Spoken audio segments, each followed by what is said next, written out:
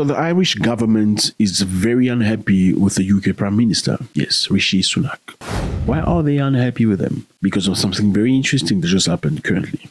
Basically, a lot of refugees that were supposed to go to the UK are now going to Ireland. Let me just remind you that a couple of days ago, the UK put into place a law that would send every refugee, any immigrant, illegal immigrant, back to Africa in Rwanda.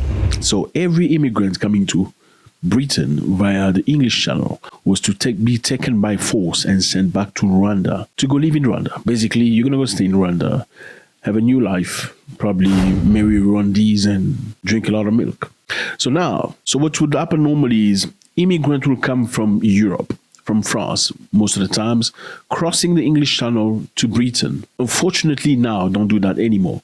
They are going to Ireland. UK wants to send migrants back to Rwanda, and Ireland wants to send migrants back to the UK. The Irish Prime Minister, Simon Harris, indeed adopted a firm stance against London on immigration on Sunday, warning that his government wanted to send back migrants to the United Kingdom in the face of the influx linked to the British policy of expulsion to Rwanda. Listen to him. Every country is entitled to have its own migration policy, but I certainly don't intend to allow anybody else's migration policy affect the integrity of our own one.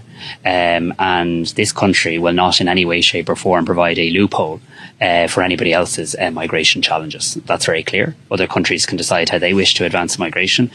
From an Irish perspective, we intend to have a firm rules-based system. According to the Irish government, 80% of the recent arrival of illegal immigrants are via the land's border, opened under the 1998 peace agreement between the British province of Northern Ireland and the Republic of Ireland. He said every country has the right to have its own immigration policy, but I certainly have no intention of letting anyone's immigration policy affect the integrity of ours. That's Simon Harris speaking. Why did he say that? Let me go back a little bit. The British government decided to stop immigrants from coming into the country. We're talking illegal immigrants. You know which ones these are. They are from Africa. Let's just be straight to the point. They don't want them anymore because a lot of Africans leave Africa, they come to Europe. Once they get to Europe, they don't want to stay in European countries like France, Belgium, or Spain. They prefer to go to the United Kingdom because they feel the United Kingdom has much better policies. There's so much more opportunities and money for them. And how do they get to the United Kingdom? They cross via the English Channel, that is from France to the United Kingdom. The policy was resisted by a lot of organizations, but unfortunately for the immigrants, finally, the highest court of the United Kingdom adopted the policy, meaning British can now send illegal immigrants from Africa and some other places from the world to Rwanda. This is Rwanda. It's a small country in Africa with a lot of culture, a lot of greens, and a lot of cows and beautiful women. Let's get back to the point.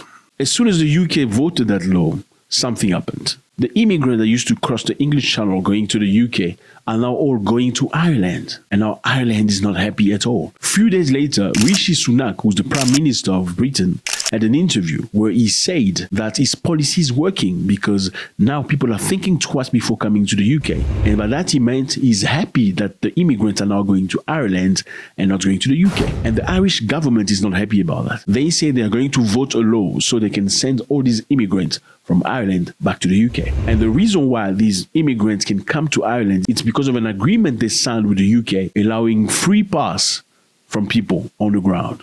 So this is very simple. For immigrants who are trying to go to the UK via Ireland, from now on, Ireland will take you by force and send you to the UK. But the UK has reacted. They say no. If you send immigrants to us, we're not going to take them. We can only take them provided that Europe accepts to take them back. A government spokesperson told the Guardian newspaper that London would not accept any return of asylum seekers from the EU via Ireland until the European Union accepts that we can send them back to France. We are fully focused on the implementation of the Rwanda plan and will continue to work with the French to prevent the boat of illegal immigrants from crossing. So it's very simple. You try to go to Ireland because you cannot go to the UK. Ireland will send you to the UK and the UK will send you to France, and France will probably France will probably throw you in jail because they don't play. Okay?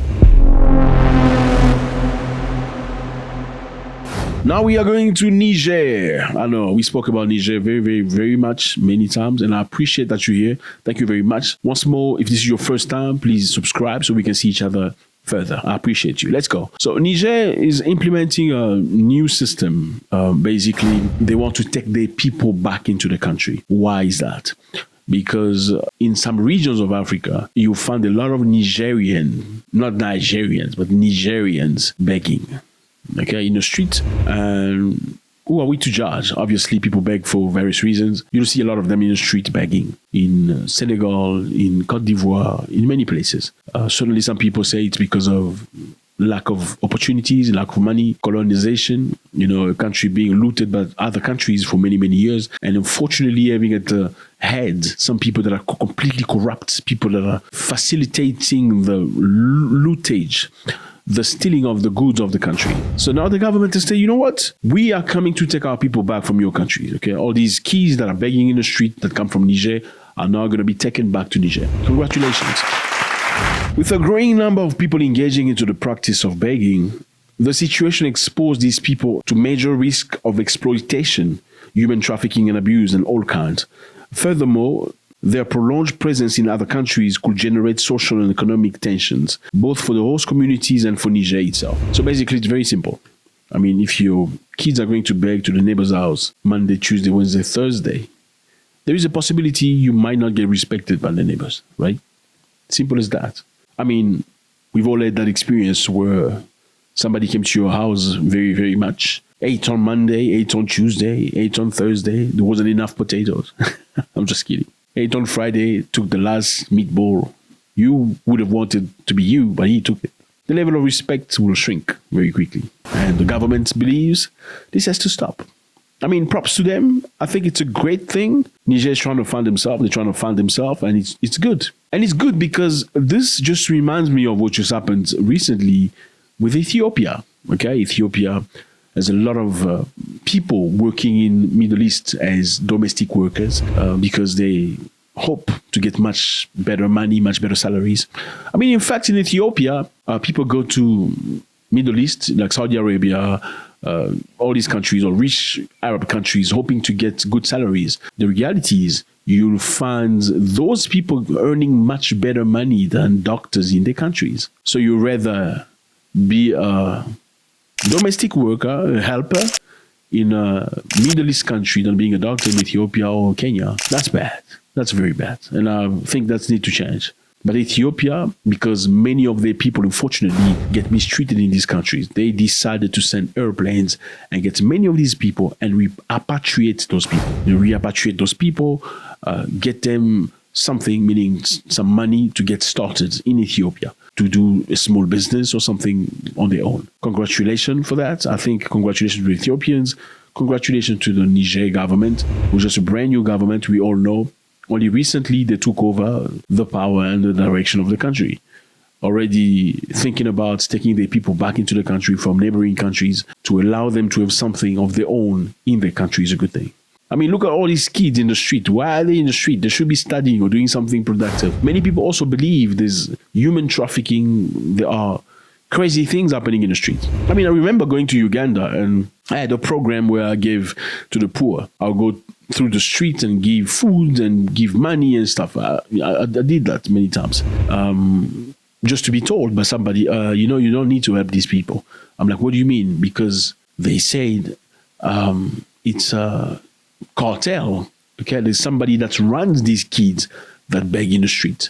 They beg all day long, and at night they have to pay the money they begged to some entity. I was shocked to hear that. And many people believe, unfortunately, in Niger, there are many instances where it's just a cartel. Obviously, addition to those who are really going through a difficult time. Thank you very much, fellas. Let me know how you feel about this. The UK government in trouble with the Irish government that says they're going to send illegal immigrants back to the UK. All illegal immigrants that are choosing to come to Ireland because the UK has a brand new policy of sending people to Rwanda. I don't know why Africans don't want to go to Rwanda. I mean, come on, go to Rwanda. Go drink some milk and find your soulmate. Yeah, so they're going to be sending them back. And the UK say, if you send immigrants back here, we're going to send them back to Europe. if Europe wants to take them back. If Europe does not want to take them back, don't send them back here. Then again, we have a situation in Niger where the Nigerian government has decided to take their people back in the name of honor and dignity. We will not let our people be in the street and be an object of mockery. Let them come back home. Is this a good thing? Are they going to give them opportunities? What needs to be done for them to move forward and not be subjected to those situations again? God bless.